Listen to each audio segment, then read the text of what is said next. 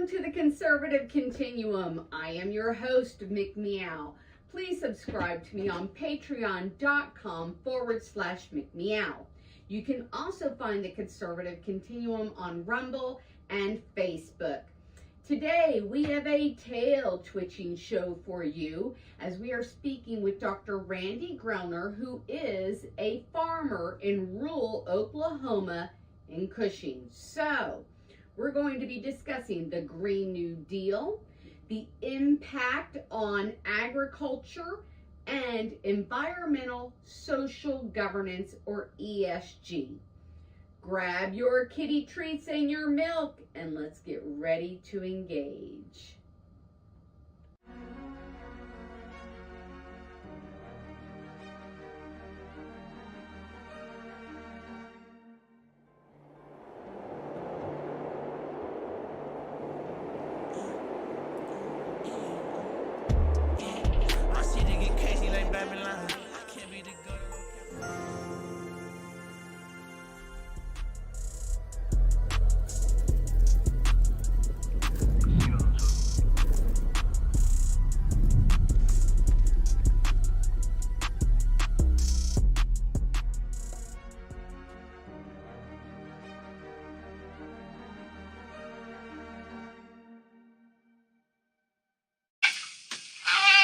Well, it's time for the caterwaul.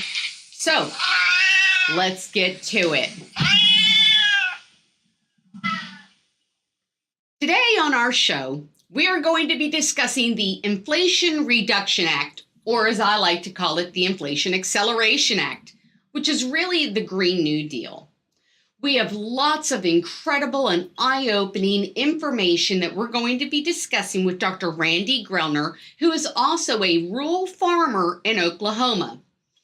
But today, first, I want to be able to talk about something with you.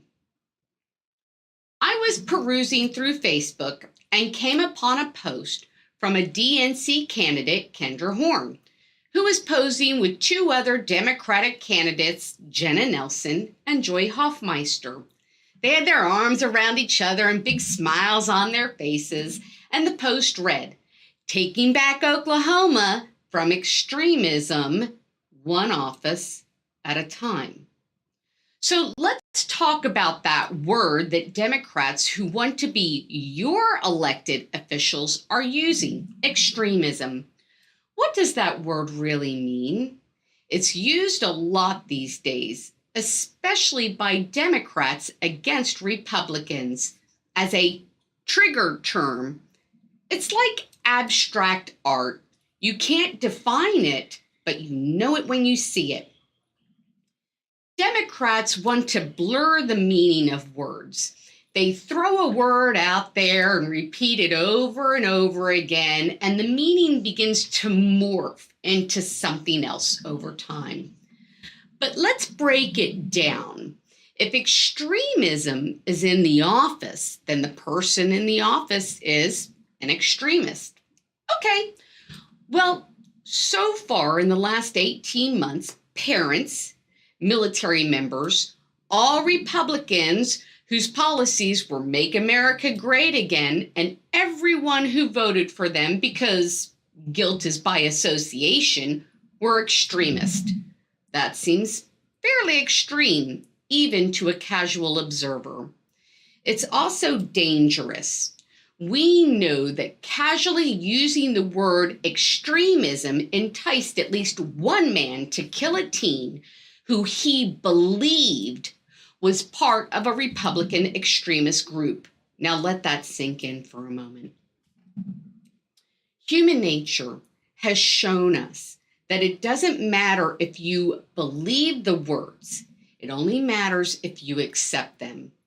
Once words are accepted, well then those in charge can tell you anything they want and get away with it.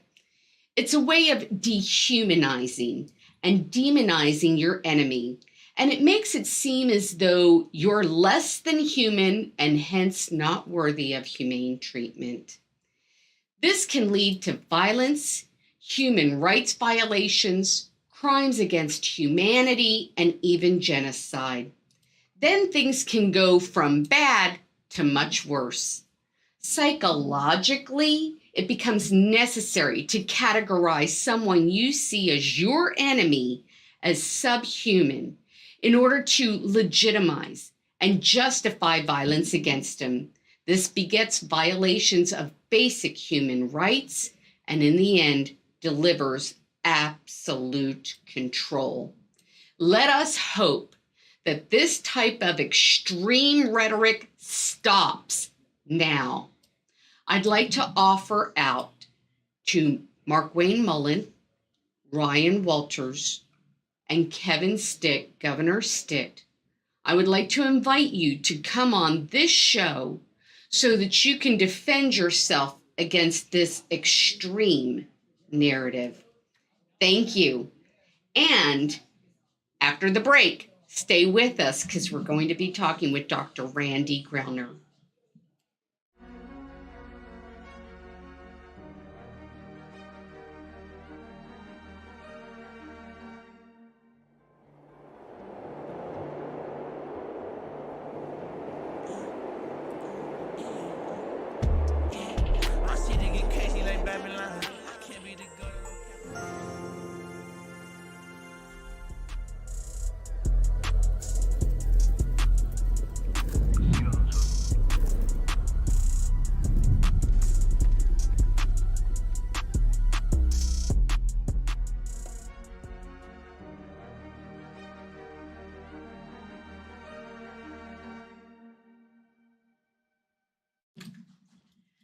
Hello and welcome to the Conservative Continuum. I am your host, Mick Meow. Today we have an incredible guest with us, Dr. Randy Grellner. Well, thank you. I am so glad. I kind of am using my voice a little bit now, but we haven't talked a whole lot since you were running for the U.S. Senate seat that was being vacated by Jim Inhofe. So, what have you been up to before we hit hot and heavy into the Green New Deal? Sure. Tell us a little bit about what's going on with you. I haven't seen you in forever. Yeah, well, the day after the election, we kind of picked up a few signs, still have a few to pick up, and I'm sorry if there's some still out there. But picked up some signs, but went back to work, really, and got the clinic. The people of Payne County and Cushing have been, incredible. And so we got our hands back around the clinic and got it going again as far as full-fledged back in the clinic. And my wife and I took a trip the last of June or July to St. Lucia for a week. And beautiful. So yeah, it's just gorgeous. And so we had a good time, and I think she's recovered from everything. So, but it's a blessing. That whole deal was a big blessing. Wow. To our family and to myself and just the people of Payne County and Cushing and the people that know me, we're just super special. So very humbled by it. So number one, I want to say, boy, you came in hot and heavy when you first came into the race. I mean, that was amazing what you were able to do in a very short amount of time. Second of all, your wife is recovering from the campaign, right? Correct. That was you had jogging shoes on, and it was like go. It was like watching Supersonic Hedgehog, go through. Yeah. And then the other thing, I just want to admit, there is a sign up by my house. Oh, well, I've had a few calls on that too. Oh, really? Mm-hmm. And they just said, and they're people I've known for a long time throughout the state, and they said, we're not going to take it down, and that's their call, and I once again humbled and appreciative, but we understand, it's time to move on, and God will open this door to whatever He wants it to be. And right now, in Cushing, practicing medicine is what I've always loved to do. So, but we'll wait for His call. I can't help myself. Are you going to do it again? I have no promises here. I have to get the approval by the boss. Yeah. And rightfully so. Yeah. This is a two-person game when you go into it, for sure. Absolutely. Just and then everybody else is involved. Incredible.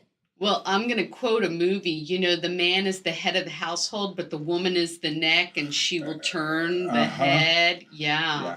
Yeah. Okay. We don't have we don't have much disagreement there, and so we're going to be on the same page. And we were this time, but it was a lot more than we thought, and Right. that's good. That's good. That's how you learn. You know, if you don't get stretched and you don't get pulled, you don't learn. So, Exactly. well, I proved that my political astuteness was not as good as I thought it was. What do you think about the elections coming up in November? Well, I will be honest with you. I see just from the things that I am looking at on social media and just from word on the street hearing, I want to see more boldness from our Republican candidates. I have been looking and I see that a lot of the Democrat candidates are going around to different colleges. They are ramping up that get out the vote. They are also using narratives like extremism and extremists, which I think is extremely detrimental. It is. And I would like to see our candidates do a little bit more. I think it's going to be tight. My prayer and my thought process is we're going to win as Republicans. I totally support our Republican candidates, but I want to see them get out and start doing more, talking more, involved more. What do you think? Well, if you've ever read the book, Tom Coburn's book, Betrayal, he talks about 94 when the 70-some freshmen came into Congress, in the U.S. Congress. And I think this is set up the same way. They were going into the second, they knew they'd win by a landslide in 96. And they went in very tepid. They went in cocky, arrogant, and they got waxed. And if we're not careful, that's my concern, is we have to be out there. We have to be making sure people understand what's at risk. And we're going to talk a little bit about the Green New Deal and the fossil fuel issues that are going to wreck this state and this economy in this country. And I think that is, and they're really going to wreck the ability of us to compete with the rest of the world. Mm. And so I think that is something that we have to drive that message home, or we're going to be sitting on the sidelines and China's going to be running this deal. Yeah. So, Yeah, I agree with you. We need a firewall. We need something between the administration and we the people. mm-hmm. Republicans, hop to it, please. We're going to take a little bit of a break because the kitty is crying. Okay. We need to get him some treats. He's so needy, but we love him. So hold on, don't go away. Come right back, and we're going to talk more with Dr. Randy Grellner. We're going to talk about the Green New Deal.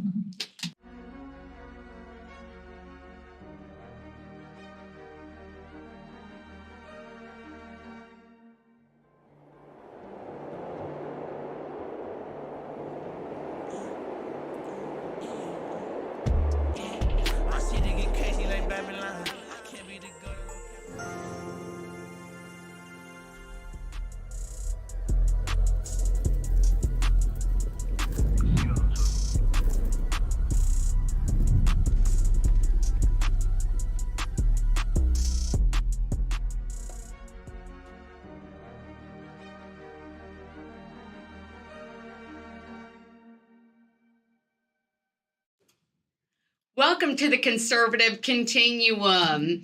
I want to thank you all for being with us today. We have a wonderful guest, Dr. Randy Grellner. Not only is he a physician, but he is a rural farmer in Oklahoma.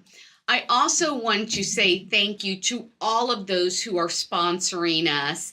OCPAC, the Oklahoma Conservative Political Action Committee, Charles DeFuria, Carolyn Montgomery, and Mariam Daly for Senate, and then, of course, OTU Media. Thank you to you all. So, we're going to start out today talking about the Green New Deal. First of all, thank you for coming back. It's so great to have you back. Yeah, well, yes. Blessed. And we've kind of straightened everything back out in Payne County, so back in the saddle again. and enjoying it. My wife's recovered from the Okay. campaign, but we have a lot of good stories and memories. And at the end of the day, I'm very thankful for the people of Payne County and the state of Oklahoma. I have a lot of good memories. So Good. yeah, Good. so we'll see what happens from here. I love it. Yeah. Well, let's talk about the topic today of the Green New Deal and the impact that it's going to have on farmers. So, I've got some information. I did some research and some reading, and it was reported in an article. It all about feed, and that's from the EU, and that was in November of 2021. The European Union's Green New Deal will affect all sectors of the economy, including farming and livestock feed. It describes it as a new growth strategy that will transform the Union into a modern, resource efficient, and competitive economy where there are zero net emissions by 2050. And the deal is directing the feed industry to achieve many goals. But in a report regarding economic and food security impacts of agricultural input reduction under the EU's Green New Deal, Farm to Fork, and biodiversity strategies, the U.S. Department of Agriculture Research Service, so this is the U.S. Analyzing the EU, suggests that the deal will reduce both agricultural production and competitiveness in the EU's domestic and export markets. Correct. So, if that was true in 2021, then would that not be the same for us as we institute the Green New Deal for our farmers? Yes. I mean, this is well, let's go back to what's the basis about. This is about CO2 emissions, right? Carbon, global warming. Okay, so you have to buy into that before you even go down this road. And I was reading in the last couple of weeks about the Earth goes through warming and cooling, hundreds of years of warming, hundreds of years of cooling, and there is agreement that right now the globe is slowly warming, but it's probably most likely a natural phase. And does humanity play a role in it? We don't know. Okay, so we're getting ready to change the infrastructure of this whole world on a Green New Deal to try to do solar panels and lithium batteries and those kind of things. It's a bet, and it's a bet with a big price tag if we miss.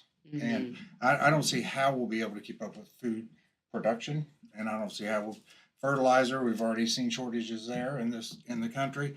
We're having difficulty not only getting it but paying for it. Yeah. It's twice as high as it was last year, so that becomes restrictive. So the way they're going to control this, I think, is through energy. And once you control energy and you control agriculture, you can control anything. So it's going to be catastrophic to this country. I couldn't agree with you more. Wageningen, which is a university and research in the Netherlands, they also reviewed a study. Now, this was in January of 2022. It also focused on that impact of the farm to fork and the biodiversity strategies. So by 2030, the European Commission wants to halve the use of pesticides in agriculture. And of course, that's to combat climate and the loss of biodiversity. Right. So they point out that there is a probable consequence to this, that it will yield agricultural crops as a decline, not an increase, that lower production leads to price increases, and that the less European exports will occur, more imports will be needed outside of Europe. So we saw in July of 2022, the Dutch farmers, they took their tractors, they were blockading all kinds of facilities because they were being told that they had to, decrease their cattle by 25 to 95%. And, they had to half all their fertilizer. They couldn't use what they were normally using. And that was a severe impact on them. Is that where we are headed in America? And if so, then how is that, again, going to impact us in the United States? Okay. Well, there's a couple of things. Number one, the number one exporter of agricultural products is the U.S. Number two is the Netherlands, worldwide. Yes. Okay, so there's 18 million people make up the Netherlands. They're one of, you could say, probably the most advanced agricultural country in the world. I mean, hard to say that as an American farmer, right? But they've gone back and they conquered the sea, right?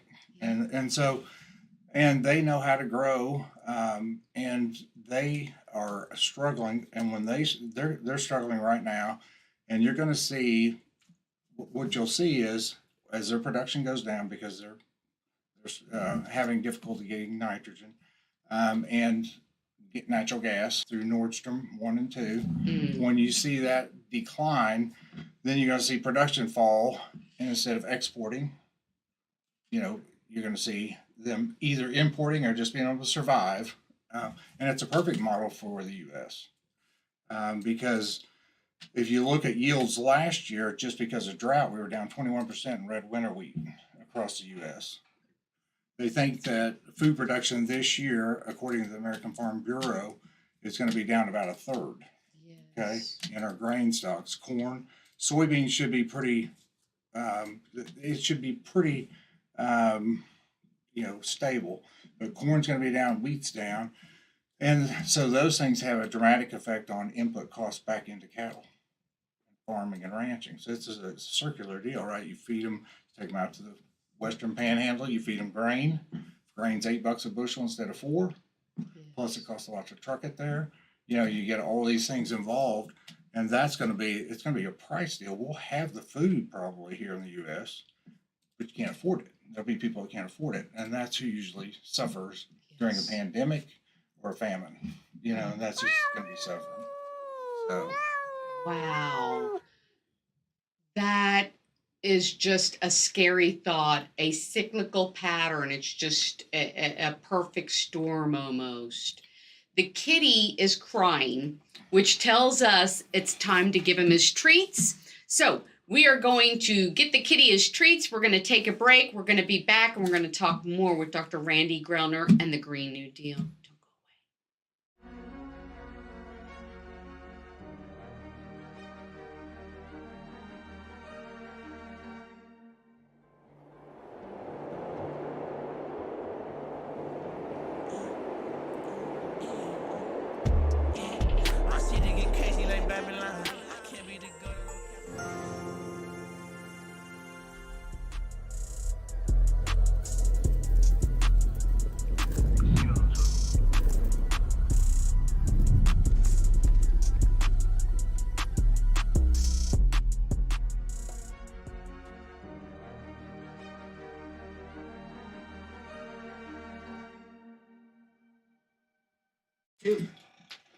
All right, welcome back to the Conservative Continuum. I am your host, Mick Meow. We are here talking about the Green New Deal with Dr. Randy Grellner, who is also a rural farmer in Oklahoma. So I also want to ask, please subscribe to us, patreon.com/Mick Meow. You'll get all the info. All right, so let's hop back into this. So I want to talk a little bit about the Inflation Reduction, or what I like to call it as the Inflation Acceleration Act. Right. And it's really the Green New Deal. And what stands out to me about this is that what's happening is the bill is supposed to cut carbon emissions by 40% between now and 2030. And that's going to be through energy provisions, but it's going to spend $20 billion for climate smart agricultural practices. So I was watching Glenn Beck, and he described it this way. It pays farmers not to farm, pretty much, and it focuses on restoring the soil, plowing your soil less, implementing crop rotation techniques, including crop covers that won't produce any food. And it tells the farmers how to farm, what fertilizer to use, how much cattle they can have. So it's a lot of telling the farmers what seems like they already know. And I want to ask you this. Do you think that climate change in this country is consumer driven, regulated, or incentivized? Well, it's climate change incentivized for sure. It's not consumer driven. That is from consumer. When you think of capitalism, you think of a guy sitting there selling his wares, and people are buying them or they're not buying them, right? Because Yep. they're good. They got a good, solid product, and so the consumer makes the choice. In a driven society, truly driven by capitalism, this is being driven by regulatory. It's being by government, and then by some of the big major corporations in this country that have an agenda with environmental issues, and they want to drive those. So in the end, we're going to spend a lot more money getting less product, okay, which is going to hurt little families, independents, small business, and the big corporations are going to win in the end because they're going to get the government subsidies and they're tied in with the government. And so we're going to have some difficulties in this country competing, and you're going to see this massive transfer of wealth once again to the people that have control. Yes. So you've told us how that's going to impact the farmers. We're going to have less product. It's going to be higher cost. So what inevitably will happen to the farming communities and the economy because of this? Yeah. So we'll go to the Netherlands right now. They're talking, some of the 7-8 generation farmers over there are starting to talk about how they'll probably be the last generation to farm the land. When you take a society and you break down, there's two groups that are very powerful, and that is your agricultural groups and your religious groups. They're the backbone of any society. And when you break those down, and we're going to break those down if we're not careful, and you lose those groups, you lose really your identity as a country. And this country was founded, I mean, I can remember Nixon talking about plant fence to fence, and this country it came about because innovation and individuals out there trying different things that made us competitive worldwide. And then the neighbor would adopt it, and all of a sudden here we become the #1 agricultural producer in the world. And it was because of innovation and individualism. And so we have to keep that, or we're going to lose, the control will be government. And when that happens, I mean, Russia tried it, right? 1932, Stalin goes in, gets rid of the farmers, puts some Russian farmers in the Ukraine. They don't know how to farm. They were so, I mean, they starved to death, and the famine got worse. Yes. So you cannot, we have to leave our family farmers out there, and we have to support them. But we have to give them the tools. We are sitting on a cash crop of natural gas in this country, which is used to make ammonium nitrate, fertilizers. Why are we buying it from the Ukraine? Why are we buying it? I know we're making some domestically, but we need to ramp that up. And so we got all those shipping costs coming from Russia and Ukraine. So we need to be making it here. And I really think we need an independent strategy for Oklahoma. An independent energy strategy for just Oklahoma. And because if we don't, we're going to be, that's the key to life. If you don't have energy, you can't grow anything. Yeah. Energy and water. Absolutely. So I think we need to be energy independent in this state. Oh, yeah. And we have the resources to do it. That's our biggest blessing. Right. Absolutely. Yeah. I want to ask you really quickly. John Kerry made a comment in 2021. He's the climate change czar. Sure. He said that we won't have much impact on global temperatures, not when almost 90% of the planet's global emissions come from outside the U.S. border. So we could go to net zero tomorrow, and that wouldn't solve the problem. Sure.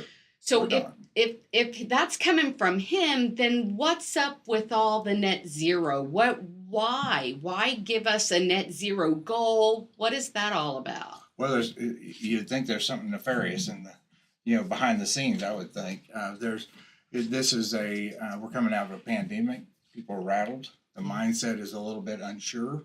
This is a time I think that you can manipulate people to push them a different direction. And I think we're getting manipulated into being pushed into a direction of more regulation, more government control, and that's going to set up dire consequences in the next 2 to 3 years. Oof. And I really am worried about. And people say, look at Sri Lanka. Have you looked at that? Yes. 3 years ago, they tried to go net nitrogen negative or zero, and they're starving to death. Yes. Riots. The president got kicked out in June this year because the people are starving to death. And it's a microcosm. And once that happens in Sri Lanka, people start to migrate, right? Yes. They head over to Thailand. They head over, and so you're going to see, people coming out of South America coming into this country.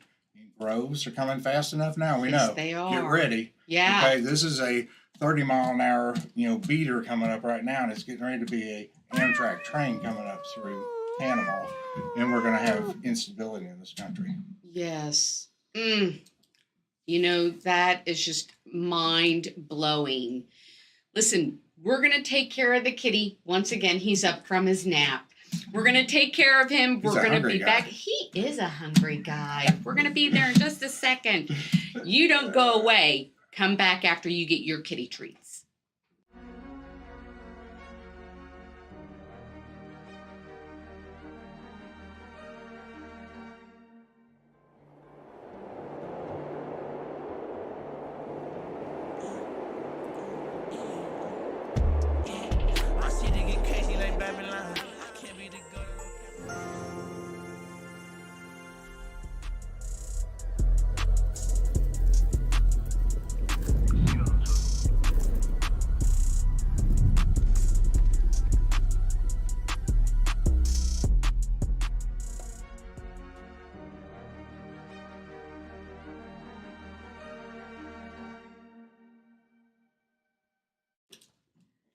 Welcome back to the Conservative Continuum. I am your host, Mick Meow. We are here with Dr. Randy Grellner, who is a rural farmer in Oklahoma, out in Cushing. Correct.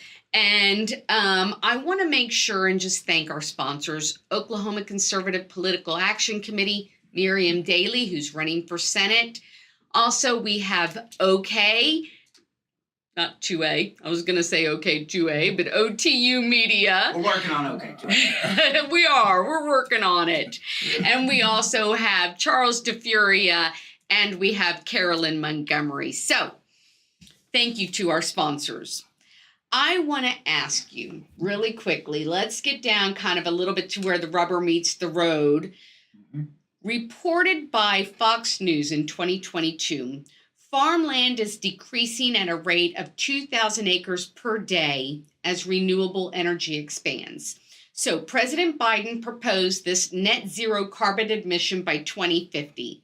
He stated that we would need to mobilize trillions from the private and the public sector.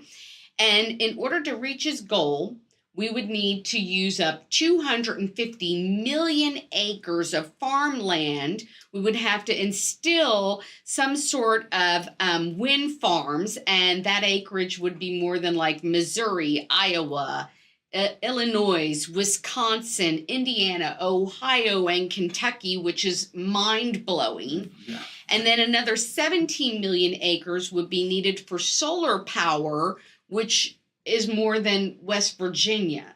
So they propose in the Inflation Acceleration Act that the farmers can obtain a wind and solar credit of 10% if they have these structures on their farm. What are your thoughts for farmers on putting on windmills and solar panels? Right. Well, we had that issue in the state, 2015? They put out, and I'm not against alternatives. They just have to compete. Okay, they have to be financially feasible. But we gave billions away in tax credits to these wind farms. And you look at land values go down around wind farms. And if you want them, that's fine. I'm personally would rather not have them on my farm. But there are people that do. But you had issues where companies would take the tax credits and they would not finish the work on the wind farms. And in Indiana, they had farmers getting liens from Daly cement companies because they had cement in the ground for the bases of these wind turbines, but never could put them up because the companies went bankrupt and sold off the tax credits. Now, a tax credit, I'm not a tax accountant, but I do have a degree in economics undergrad, is for somebody that makes money. Okay, farming at this point in time is not making a whole lot of money, so I can have $1 million in tax credits. If I don't make any money, it doesn't do me any good. So it's going to change the landscape, and you're talking about an area as big as almost the final temple that comes into this world someday, and that is a tremendous swath of. You're going to displace people's where they live, and you're going to basically be housing them in big cities. I mean, we're going to extinct our rural America, and I just think that's a bad strategy for the country from a cultural standpoint, and I think it's a bad from a food security standpoint. That plan is unsustainable. You talk about unsustainable. That's unsustainable. Wow. Well, you perfectly segued into my next question, which was, is that feasible? So it doesn't sound like that's a feasibility at all for Oklahoma or even across the U.S. Yeah, and what's going to happen is if we're not careful, then I would like all Oklahomans to understand, if we don't get a hold of this situation, control our energy cost, and what is financially the best model at this point in time is still natural gas, oil, gas, and work on these other projects.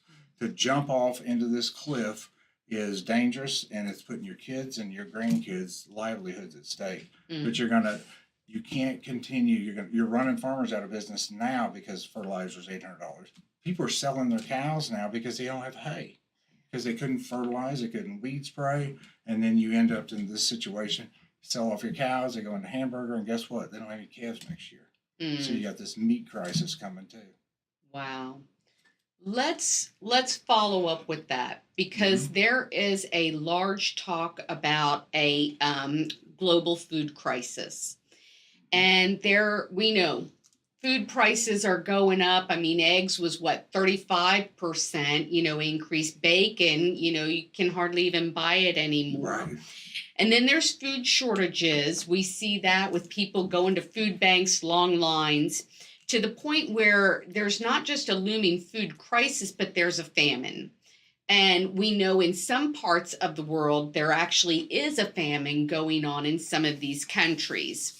So according to the New American Journal in September of 2022, the American harvest, which you had already touched upon, is already threatening to be decreased because of the fertilizer shortages and the crippling fuel prices. And then COVID-19 came in, and the government policies with all the mandates and the lockdowns that disrupted planting and harvesting and destroyed crops and livestock and bankrupted businesses, crippled the supply chain. So we've already had all of that. I don't want to be a fearmonger, and I certainly don't want to create any kind of conspiracy panic, but the one who controls the food controls the population. And forces like China, the Rockefellers, Bill Gates Foundation, they've been talking about overpopulation, and they've been supporting depopulation programs. And like in China, they have one child, or they have, some countries forced abortion policies, forced sterilization. So I kind of want to get your insight on that, your insight on not just the food shortage crisis that we're coming up on, but this whole thought of, are we controlling food? Are we depopulating? Right. Yeah. Well, I think it all goes to, I think the pandemic, people we're animals in a way. I mean, we have a soul, obviously, and we're made in God's image, but we still have characteristics, this herd characteristic. And so this pandemic has set us up to be, in my opinion, manipulated even further. And I think the next one is green energy, electric cars, and when you do that, you kill an industry. You're killing oil and gas, and that's what's happening in this country is people are pulling capital out of oil and gas and they're putting it into electric vehicles. That's fine if that's the most efficient way to do business, but it's not, and we know it's not. But they're betting on the come, okay? And companies can do that, but as an investor in Oklahoma, I want them investing in Devon Energy. I want them investing in Chesapeake. I want them investing in Marathon so that we can tap our resources and we can have a better standard of living here in Oklahoma and leave something behind for our kids. So I think there is a plan. I know there is. Davos, we all know, has some issues, and there's a plan to control everything. And once you control everything, you can do what you want. That is so smart. You know, I know the kitty is crying, but the electric vehicle that you brought up, are we going to, even be able to go to electric tractors?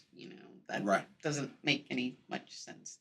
Well, there's a guy that does some displaying for John Deere up in Iowa, and he said it's not a very good deal. You can pull a diesel truck up there and fill it with diesel, but you can't pull another battery up there and fill it up.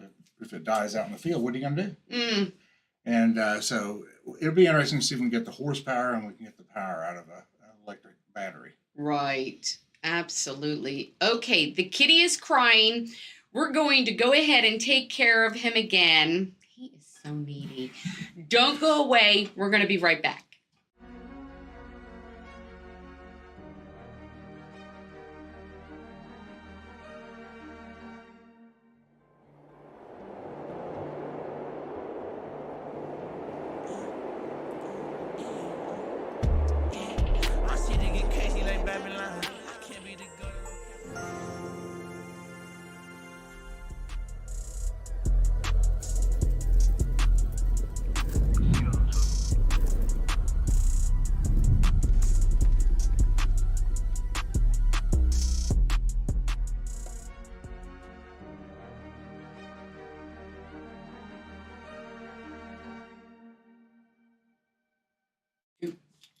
Welcome back once again. This is the Conservative Continuum, and I am your host, McMeow, and we are here with Dr. Randy Grellner. I do want to say, please subscribe to us at patreon.com/McMeow, and thank you so much to all of our sponsors, including OakPack, OTU Media, Mariam Daly for Senate, Charles de Furia, and Carolyn Montgomery. Thank you all. We're blessed by you. I want to jump into some of this Scope 3 greenhouse gas ESG conversation.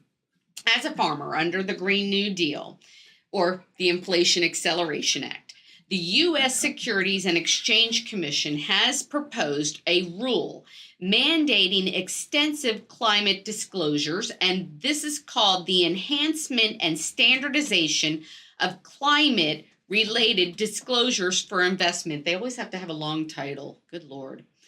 The proposed rule's expansive reporting requirements for Scope 3 greenhouse gas emissions not only directly affects farmer operations, but could create several substantial costs and liabilities.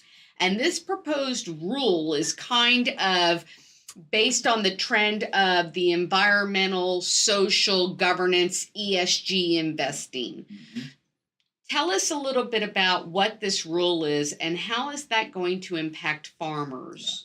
Well, so we do cattle and we raise wheat, but we really try to be self-sufficient. So we raise our own wheat, we bale it, and then we put it into silage, and then we feed it to our cattle. And so you're going to be looking at methane emissions. You're going to look at diesel input cost and the type of how much carbon you're using to make all this, to plant your stuff, to put your grains in, and then to harvest it. And then they're going to be able to look at your cattle and say, well, because the biggest methane, one of the biggest methane emissions is cattle. And they're going to they can fly over a satellite and tell you how many you have and then just send you a bill. And so whatever they decide they want to do. And so it could be catastrophic if they come and pull this off. But this is a regulatory deal. You don't see this on TV. You don't see our senators talking about it. You don't see our House. This is all bureaucracy driving an agenda that's going to cripple this country. And that's what we have to downsize. This government is too big. There's too many people looking for something to do with an agenda already in hand, and so they're getting us from all different directions. And so we have to downsize government. We have to get rid of the bureaucracies. They're killing us. Yeah.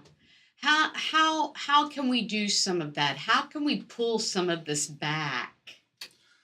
Yeah, well, it's going to have to be political is the big thing. I think the conservatives out there are apathetic.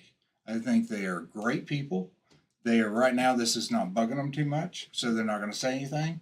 But if you don't get ahead of the horse here, you're going to be behind the whole. You're going to be underwater before it's all over, and that's what you're seeing. Sri Lanka's underwater. Netherlands is getting ready to be underwater. They understand that. They thought it was going here, and it's there. Netherlands is, they're going to be in big trouble, and that's going to affect the whole deal with Europe, Germany, and so America needs to. We need to stand up and say, this is what we're going to do, and we believe that capitalism is truly the best way to, and we know it by history, to improve livelihoods and improve standard of living, and we're not going to take it anymore. And so, but we've got to stand up, and we've got to be voiceful, and people have to get out and chant, and they have to get out and beat the drum. Yes, absolutely. And interestingly enough, Sri Lanka and the Netherlands, their ESG scores up. They're high, 96. It's like, okay, Right. So you've got this huge ESG score. You got an A+ on your ESG, and you're starving to death. Woo! I mean, Good for what ya. sense does that all make? It makes no sense. No. And look, once again, the rich and powerful and the people that are privileged in these countries and in this world governments, they don't suffer. Yeah. It's the mom and pops that I take care of in Cushing, and frankly, I am one. I mean, I live on in town, but we have farms, and we're just common people, and we're going to suffer. Yeah. I do want to ask you really quickly, before the kitty wakes up, what about the cattle? The Biden administration and the World, Economic Forum, they seem to obsess a little bit over all this cattle.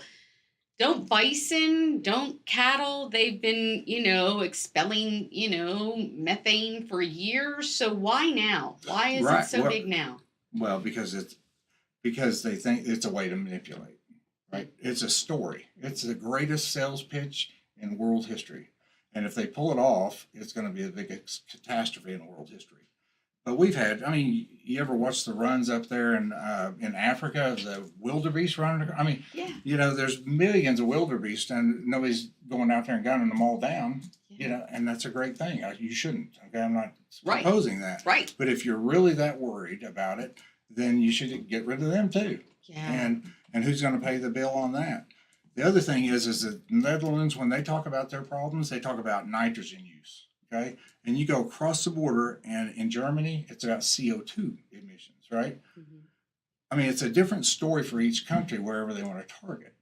Okay? And CO2 is not going to ruin this country. It actually helps foliage grow. It helps, and we need it. We need, and so we need more grass, more hay, more trees, all that. And so we support, and I support a clean environment. I think we all do. I want my kids to grow up in some place with water they can drink out of the creek. Yeah. Well, just like you said, what do plants do? They take in CO2 and they expel oxygen, which is what we breathe. So, it makes... It's a pretty good cycle.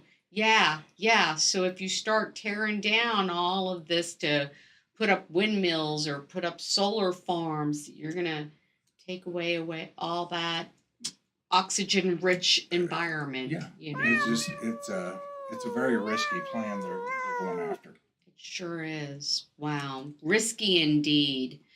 Dr. Grellner, I want to thank you so much for coming on with us today. The kitty is telling me it's the end of our interview, but I would love to have you back so that we can talk more about this, because I have a feeling we're going to need more stronger voices out there being the voice of reason. Well, I'd love to come back, and I appreciate your time, and just very blessed. Thank you. Amen. Thank you. Blessed by you. All right.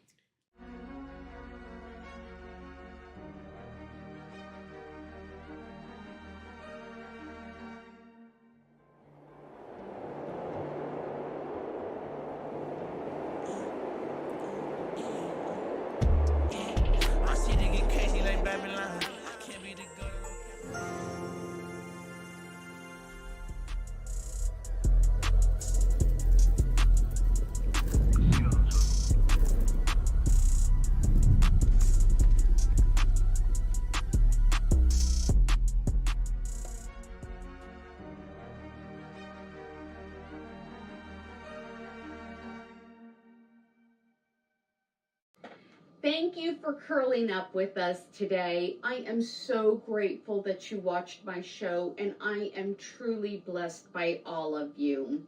I want to say thank you to my guest, Dr. Randy Grellner, and I hope that you all are aware of the seriousness that is at stake in this election on November the 8th, and that in order to hold a firewall against this onslaught of regulations and detriment to our farmers, we must elect staunch conservative Republicans to the offices around the country. Please subscribe to the Conservative Continuum on patreon.com/McMeow. You can also find the Conservative Continuum on Rumble and Facebook. McMeow is on True Social, Substack, and Telegram.